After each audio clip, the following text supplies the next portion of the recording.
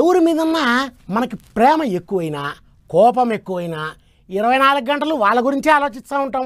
అదిగో అట్లాగే అస్సాం రాష్ట్రం మీద వానదేవునికి మరీ ప్రేమ ఎక్కువైనట్టుందో లేకపోతే కోపం ఎక్కువైందో తెలియడం లేదు. కానీ దేశమంతా పడాల్సిందే వాన అంతా కలుపుకొని ఒక్క అస్సాం రాష్ట్రం మీదనే కురిపిస్తున్నాడు. వానదేవుని తాకిడికి రాష్ట్రం అంతా తడిసి మెత్తగా ముద్దయిపోయిందండి. పాపము చూడండి, కావాలని కోరుకుంటే కొయ్యల పొలకతోని కొట్టుకున్నట్టే చేస్తున్నాడు వానదేవుడు. వద్దు వద్దని మొత్తుకునేటట్టే వానలు కురిపిస్తున్నాడు.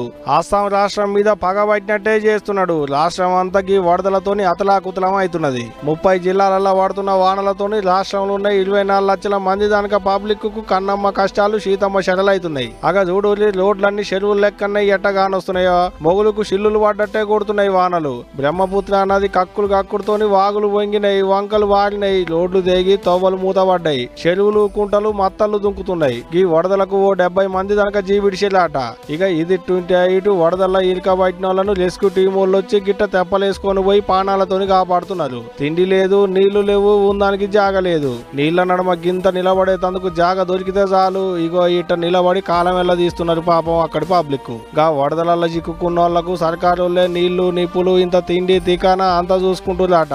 పాపంకి వరదలకు ఊళ్ళే కొట్టకపోయినాయి. అగ చూడలి, ఇండ్లన్నీ ఎట్ట మునిగినాయో. సగం గోడల దాకా మునిగిపోవుడుతోని ఉండశక్యం లేకుండా అయింది పాపం అక్కడ వాళ్ళకు. ఇటు చేన్లు శలకలు మునిగినాయి, పంట పొలాలన్నీ నీళ్ల పాలైనాయి. ఏం తక్కువ 70,000 హెక్టార్ల పంట భూమి నీళ్లలో మునిగిందనేది అధికారులు చెప్తున్న ముచ్చట. గిట్ట ఒక మనుషులకే కాదు, పశువులకు మూగ జీవాలకు కూడా నిల్వ నీడ లేకుండా అయింది పాపం. ఈ వానలకు నా మంటవాడ ఎక్కడి వానలో ఏమో పోండ్రి, ఎన్నడు తగ్గుతాయో అక్కడ పబ్లిక్ కు తిప్పలు ఎప్పుడు తప్పుతాయో ఏమో పోరి. 17 వానాకాలం వచ్చిందంటే అక్కడ వాళ్ళకు ఇదే తిప్పలైతుంది పాపం.